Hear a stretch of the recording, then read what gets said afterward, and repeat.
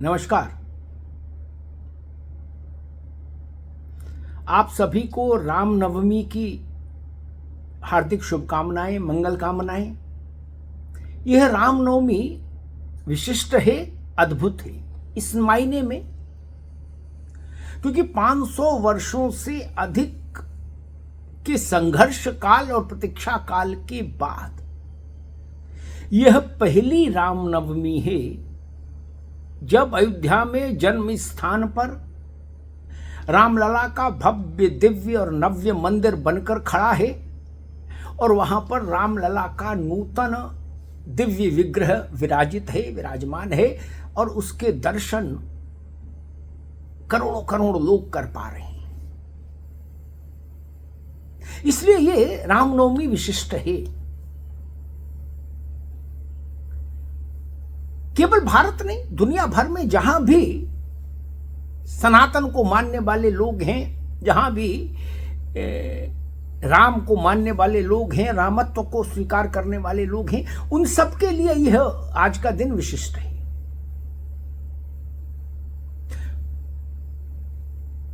अनुमान है कि आज लगभग 50 लाख लोग अयोध्या धाम में रामलला के दर्शन करेंगे इस पुण्य अवसर पर, पावन अवसर पर, और गाएंगे भय प्रकट कृपाला दीन दयाला। यह विशेषता भारत को आह्लादित करने वाली है। विशिष्टता जब अयोध्या के लिए आंदोलन शुरू हुआ, राम मंदिर के लिए अयोध्या आंदोलन शुरू हुआ, तब शायद ही किसी ने यह कल्पना की हो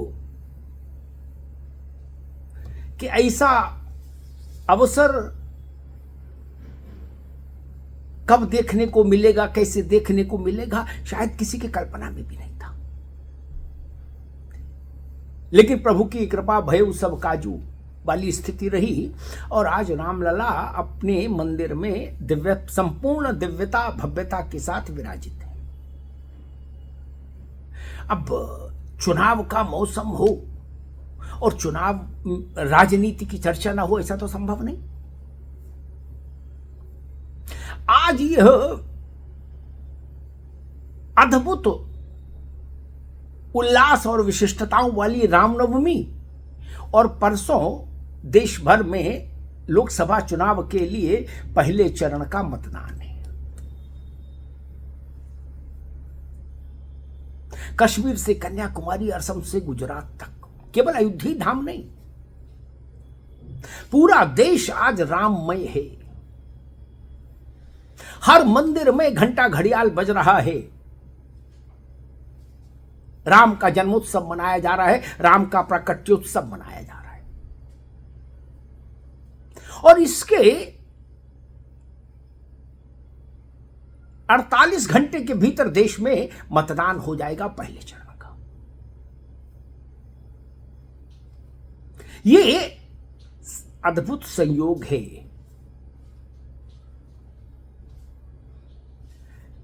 मुझे याद नहीं पड़ता कि पूरे जनमानस को इस तरह से आलोड़ित कर देने वाले किसी सांस्कृतिक धार्मिक पर्व के ठीक एक दिन बाद मतदान की स्थिति रही हो जिसे इस बार पड़ी है। अब इसीलिए आपने देखा होगा कि राम मंदिर और अयोध्या देश में चुनाव का एक बड़ा विषय बन चुका है। प्रधानमंत्री नरेंद्र मोदी के हर भाषण में अयोध्या है, राम मंदिर है, विपक्ष पर हमला है इस नाते कि विपक्षी दल राम मंदिर के विरोध में खड़े रहे, उन सनातन को अपमानित करते रहे और उन्होंने राम लला के मंदिर के प्राण प्रतिष्ठा के समारोह के आमंत्रण को भी अपमानित करते हुए अस्वीकार कर दिया। अयोध्या के साथ एक तरह का अस्पृश्यता का व्यवहार रखा।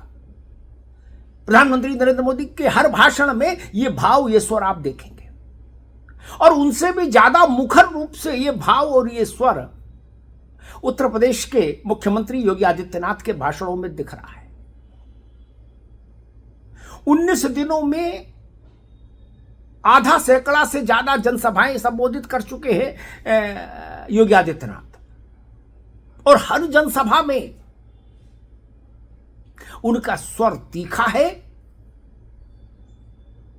अयोध्या को लेकर, भारत की सांस्कृतिक विशिष्टता, सांस्कृतिक पहचान को लेकर, और उनका हमला धारदार है। योगी आदित्यनाथ कह रहे हैं कि विपक्षी दलों के नेता माफियाओं के मरने पर उनके घर फातिहा पढ़ने चले जाते हैं, वहां के लिए उनको समय मिल जाता है, दौड़े चले जाते हैं। लेकिन अयोध्या में रामलला के दर्शन करने का विषय हो, प्राण प्रतिष्ठा के समारोह में आने का विषय हो, तो उनको समय नहीं मिलता, वहां आने से बचते हैं। माफिया के घर जाके फातिहा पढ़ना में गर्व महसूस करते हैं। योगी हर जगह अपनी सभा में पूछ रहे हैं कि अगर ये कांग्रेस और सपा और बसपा ये होते तो अयोध्या में मंदिर बनता क्या? जब योगी सवाल करते हैं तो जनता चिल्लाती है, नहीं बनता। और यहीं से वो धारा है जो भाजपा पूरे देश में बहा रही है कि भाजपा ने अयोध्या के लिए राजनीतिक संघर्ष किया,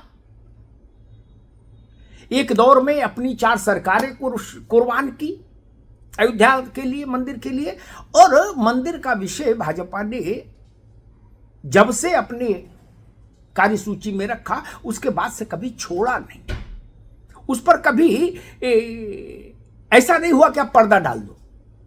अयोध्या भाजपा की प्रतिबद्धता रही तो आरंभ से रही और आज तक। इसीलिए जो भाजपा का MY फैक्टर है, एक MY फैक्टर तो मुलायम सिंह की पार्टी का है, समाजवादी पार्टी का, मुस्लिम प्लस यादव, ये पॉपुलर वहीं से हुआ था MY फैक्टर। और एक MY फैक्टर भाजपा में है, मोदी प्लस योगी। तो भाजपा का ये जो MY फैक्टर है, ये पूरे देश में इस बात की अलख जगा रहा है कि विपक्ष को मंदिर से चिढ़ है, विपक्ष को अयोध्या से चिढ़ है। और योगी जब ऐसा बोलते हैं तो उनके पास तर्क होते हैं। वो कहते हैं कि विपक्ष के दलों के मुख्यमंत्री रहे, वो कभी अयोध्या नहीं गए।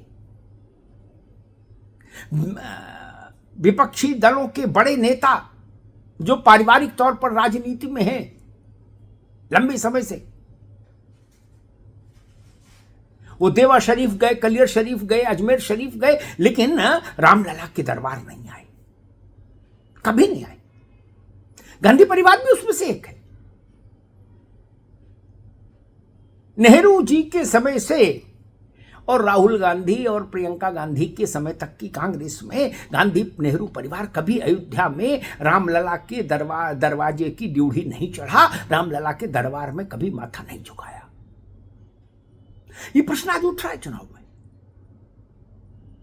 क्योंकि इस वक्त तो अयोध्या भाजपा मुद्दा ना भी बनाती तो भी अयोध्या एक मुद्दा है भारत के मन में, भारत के हृदय में।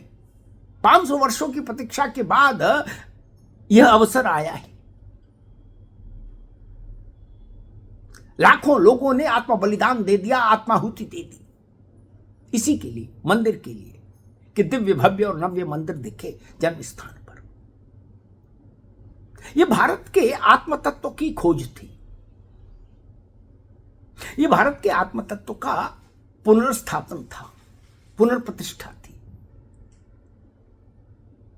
कहा गया कि अयोध्या में मंदिर की में विग्रह की प्राण प्रतिष्ठा है। मैं कहूंगा कि ये भारत की प्रतिष्ठा में, सांस्कृतिक प्रतिष्ठा में प्राण फूंकने का अवसर था।